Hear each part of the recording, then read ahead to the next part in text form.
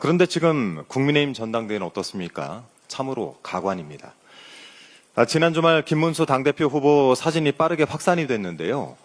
국민의힘 당사에서 특검 압수수색을 맡겠다라면서 농성 중인 김 후보가 이 반바지인지 속옷인지 모를 차림으로 침대에 앉아있는 사진이었습니다.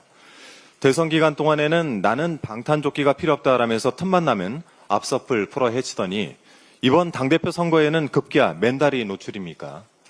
모르고 본 사람 눈은 도대체 어쩌란 말입니까?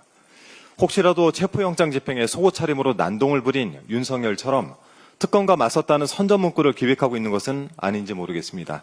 만일 그렇다면 생각이 참 저렴하고 유치합니다. 안철수 후보에 대해서는 때와 장소를 못 가리는 정치 감각이란 세간의 평가가 줄을 잇고 있습니다. 지난 금요일 광복절 경축식에서 이재명 대통령을 향해 작은 현수막을 펼쳐든 일이 있었죠. 아무리 당대표 선거가 급한 마음 이해는 하지만 광복절 경축식을 자신의 선거 유세장으로 써먹었어야 되겠습니까?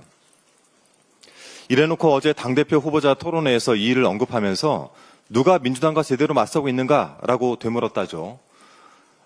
정말 정신 차리고 들어보십시오. 그날 안철수 후보가 맞섰던 것은 이재명 대통령과 민주당이 아니라 순국 선열과 애국지사였습니다. 광복의 정신을 새기고 국민과 더불어 축하하는 자리에서 이 망령되게도 이런 일을 벌였다는 것은 도저히 용납을 하기 어렵습니다.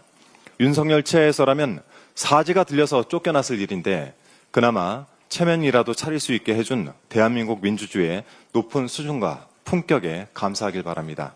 그리고 이제 제발 좀 철 좀 드십시오. 장동혁 후보는 당원들에게 편지를 썼다라고 하는데요.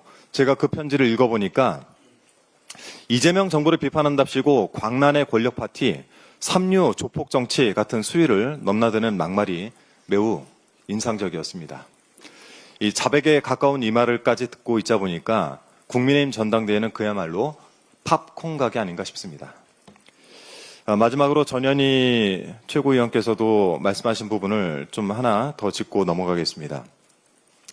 이재명 대통령이 외교 일정을 앞두고 있죠. 23일 한일 정상회담, 25일 한미 정상회담이 예정돼 있습니다. 그런 지점에서 하나 좀 짚고 넘어가야 할 일이 있습니다. 2022년 9월 이 내란 속의 윤석열이 미국 순방 중에 저지른 바이든 날리면 사태에 관한 것인데요. 당시 MBC가 이 내용을 보도하자 윤 정부는 외교부를 통해서 윤석열 명예훼손 소송을 내고 방심위를 통해 거액의 과징금을 부과하는 등의 강경 대응에 나섰습니다.